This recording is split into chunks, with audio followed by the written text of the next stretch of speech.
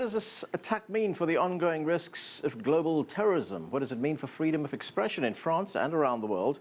And what impact will the attacks have on the Muslim community in France and the rest of Europe?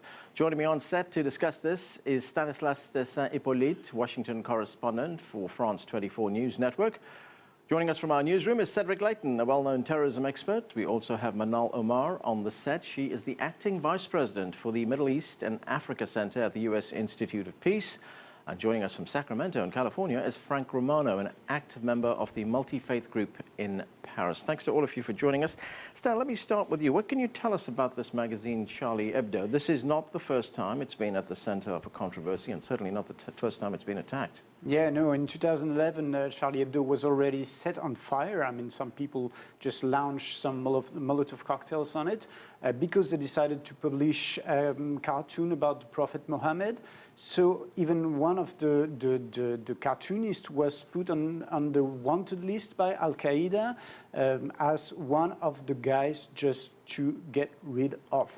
And the guys who attacked yesterday, that's the first thing they said when they were in the street. We gave vengeance to the Prophet Muhammad. So no, it was not the first time. And that's one controversy with Islamists, but Charlie Hebdo was very known for all its controversies with every group, existing group, with Catholics, with Jews, with everybody in France.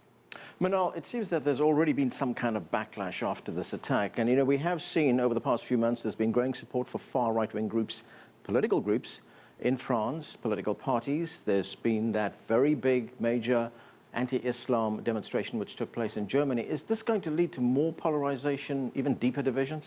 Unfortunately, I think that this incident is going to lead to more polarization and an increase in Islamophobia. I think one of the biggest challenges is when you see a crime like this and a real tragedy is being able to identify it as such, a tragedy. However, once we start grouping a very small group of Muslims and start talking about what is the role of Islam, what is the ideology of Islam, how do we react, why are Muslims not condemning, those questions in themselves then put responsibility on a billion Muslims who really are not tied to this incident. It's still a small extremist group. I think the more that media and politicians can do to de-link the two is the real answer in order not to lead to further divisions, further polarization, and in reality, further violence. Frank Romano in Sacramento, freedom of speech, freedom of expression, we hear a lot about that. It's a central tenet of Western democracies. Journalists are being very brave about this. They're saying right now, we will not be intimidated, we will not give in to terrorists. But are newspapers and magazines getting to the point where they're going to be very careful about what they can publish, what they want to publish, what they do publish?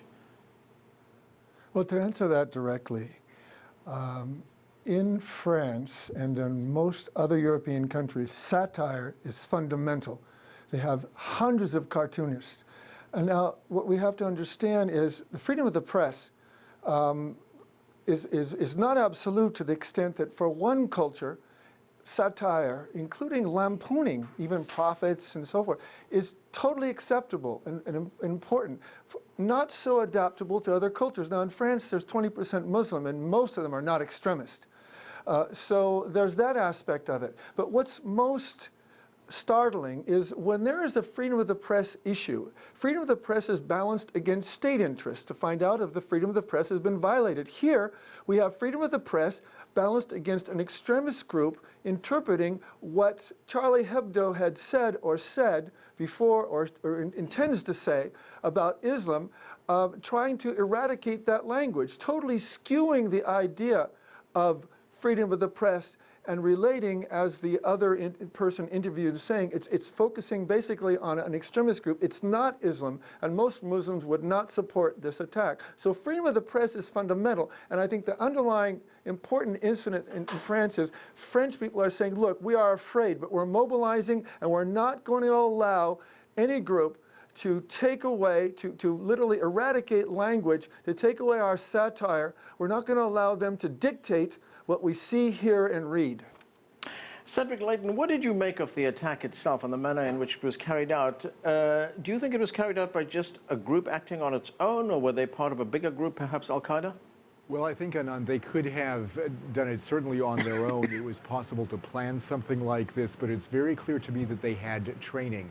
And the question is, where did they get that training? So there are some reports right now that indicate that they were trained, or at least one of them was trained in Yemen.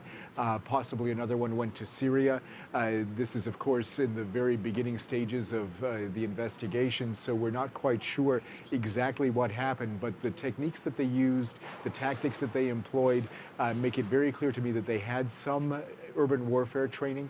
They understood what they were doing. They understood the capabilities of their weapons that they were using, which were AK-47 rifles. And they were able to use those weapons in a very effective, very targeted manner. So these people had experience. They clearly had the training. They may have had direction from elsewhere, but it was not necessary for them to carry out this type of mission and this attack. Stan, I want to ask you that question that I just put to Frank Romano, and that is you. I mean, you're in the front line. You're a French journalist. What do your colleagues, what do your friends think of what is going on in France right now? And are they going to be really careful about what they publish? I think, you know what, it's like the attack on the Twin Towers. You don't shut up people by attacking them. On the contrary, they will get stronger, they will have a stronger response. Look, for instance, Charlie Hebdo, which was attacked, usually publish around 60,000 copies a week. It's going to publish its next issue next Wednesday, 1 million copies. And for that, because they don't have a full team right now, they don't have any computers left, everything has been broken inside the newsroom. They have been hosted by another newspaper, Libération in France. They got some help from different French groups, French TVs, and they're going to do this massive publication, 1 million. I could bet that they will sell every one of them. Manal, there is an argument being made that many of the young Muslims who are radicalized are being driven by the fact that they're not really accepted in these societies in which they live. They're being discriminated against as well. Is that the case? I think it's very hard to bring in all the different issues when you're talking about grievances and foreign policy, when you're talking about domestic issues. I don't necessarily like to get into those reasons because any form of violence is wrong, and the Muslim community has been very vocal about saying that any type of extremism and violence is wrong, no matter what the excuse, legitimate or not legitimate, I think is irrelevant. The other issue too, which we continue to highlight, is really taking into fact that most of the extremists are actually killing other Muslims. The predominant people who are being killed by these extremist groups are Muslims. Even in this case, there was a Muslim French police officer who was killed in the attack. And so in that sense, it really should be built on unity. Everyone is a victim here, isolating those extremists, not trying to legitimize the reasons that they're building on, where they're being trained and then coming back to Europe. I'd like to take away those reasons and really just focus on the fact that this is a crime, it's a tragedy. Every French citizen was affected, and that includes the 20% Muslims, as well as the global Muslim community, who are deeply saddened to see violence being done in the name of the Prophet, who's preached nothing other than peace. Right, Frank, I want to read to you an argument that is being made by the Catholic League here in the United States and what it says about the attack. It says, killing in response to insult, no matter how gross, must be condemned. That is why what happened in Paris cannot be tolerated. But neither can we tolerate the kind of intolerance that provoked this violent reaction. Those who work at the newspaper have a long and disgusting record of going way beyond mere lampooning of public figures. They've shown nuns masturbating, popes wearing condoms, and the Prophet in pornographic poses.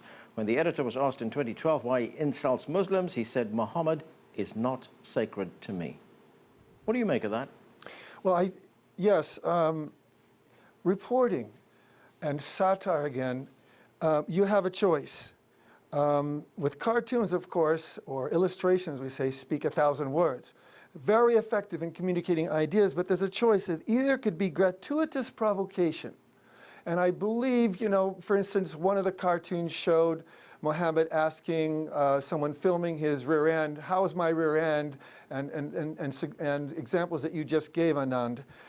That's gratuitous provocation. The other possibility is, which I think the most significant contribution of satire, is it inspires debate, which is very important for the democratic process. But the gratuitous provocation, even, unfortunately, Charbonnier, the editor who died yesterday, said, we do go over the line. We push the envelope, and it does go over the line, and we admit that. We provoke. But we justify it in this case because we are at war with Islamists. So even though we go over the line, we're fighting and we're provoking. On the other hand, they were expecting an attack. But to add to this, Anand, I believe this is a global issue. mainstream news, which I think we can add to in this interview today, we can go beyond what's happening in France. What is radicalizing, and I will add to what the last interviewer said and support what she said, but on a global scale, I think a lot of the radicalized Muslims and other religions is due to the incompetence of our foreign policy. Mr. Obama had a chance to help the progressive Syrians, the non-Islamist Syrians, 2 years ago, turned his back on it, and then recently said, let's help them. And then Prime Minister Netanyahu has not worked with progressive Palestinians that see their land being taken every day in the West Bank, radicalizing them. So due to incompetent foreign policy, I think partially is one of the reasons why these groups are becoming more and more radicalized, thinking that they are now victims. And the other thing is that ISIS made a proclamation in September, all Europeans must be attacked on jihad. And then we had a jihadist group in Algeria. Mind you, these two killers that they're looking for from Algeria originally, at least roots in Algeria, decapitated a French person in Algeria right after the ISIS leader said jihad. So we are linked to what's going on in Syria. This is a global movement, and I think, to add to the other interview, I think it's possible there's a network here, because these gentlemen were very well trained, and they had bulletproof vests. There's something going on here. There's a network here somewhere. Cedric, what are the dangers of a backlash right now? We heard from a French judge, a very alarming statement in which he said that the French have to get used to the idea of terrorism. It's here to stay. It's not going to be eradicated. Anand, I think the whole idea when it comes to backlash is it's always possible in cases like this. Yes, these people were well trained, appear to have been well trained. There are other fellow travelers with them. It's pretty clear, that the French police have picked up, I think it's about 9 extra people, and those 9 people may be part of another cell, or may be part of the same cell. It's very early to tell, but if they're part of the same cell, it shows that there was a lot of logistical preparation, and that logistical preparation would entail the possibility of a very strong backlash. So the French judge has a very good point to make, and I think that not only is there an ideological issue here, but there's also that operational momentum that these groups may get from attacks like this, and that's, I think, the real danger in this case.